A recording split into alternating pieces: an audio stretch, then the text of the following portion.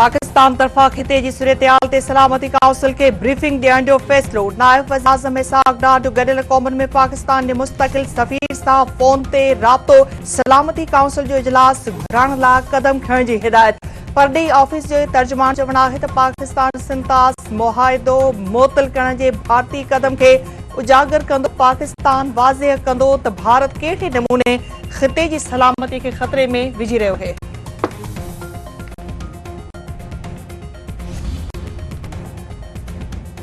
हुकूमत तरफा पाक भारत शिकतान ते सियासी पार्टियुनि खे इन कैमरा ब्रीफिंग।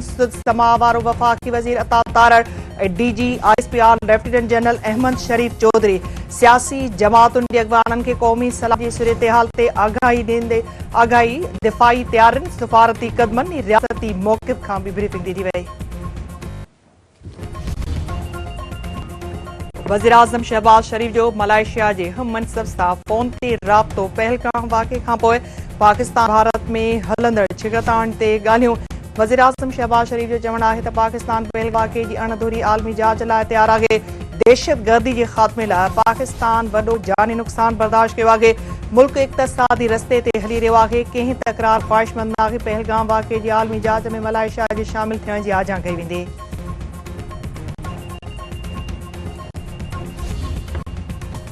भारतीय अगराही ते पाकिस्तान एटमी तोड़े रवायती हथियार इस्तेमाल करण जो इशारो ॾेई छॾियो। रूस में पाकिस्तानी सफ़ीर मोहम्मद ख़ालिद जमाली जो चवणु आहे त जेकॾहिं भारत हमलो कयो त मुकमल ताक़त सां जवाब ॾिनो वेंदो। पाकिस्तान पंहिंजे दिफ़ा में एटमी ऐं रवायती ताक़त इस्तेमाल कंदो।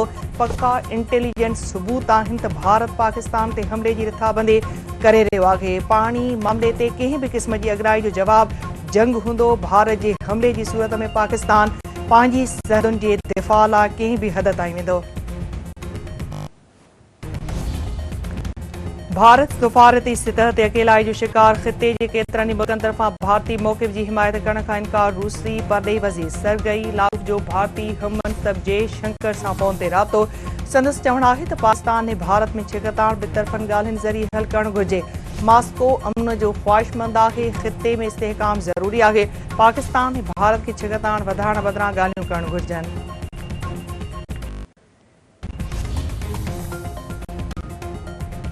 भारतीय हुकूमत PP चेयरमैन बिलावल भुट्टो ज़रदारी जो एक्स अकाउंट ब्लॉक करे छॾियो।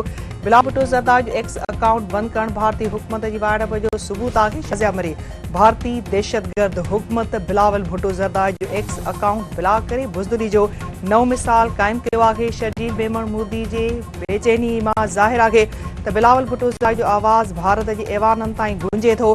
भारतीय क़दम वाज़ेह कयो त उते जमहूरियत जी दावा खोखली आहे। मुर्तज़ा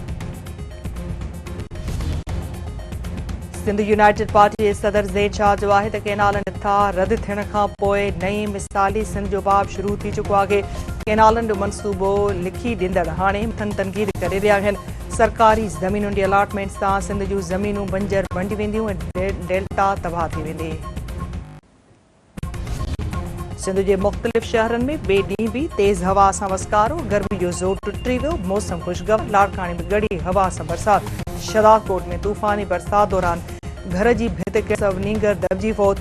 औरतुनि समेत 4 ॼणा ज़ख़्मी। नसीराबाद पखे बार गढ़ी आसपते जी गढ़ी खेरे दोदापुर मीरपुर माथेलो जाम साहब गढ़ी हसनिया साहब ऐं ॿियनि शहरनि में बरसात। टंडे मीरअली तंगवाणी ठुल ऐं ॿियनि शहरनि में तूफ़ान सबबि कचनि घरनि छितियूं उॾामी वियूं। मवासिलाती निज़ाम डवांडोल।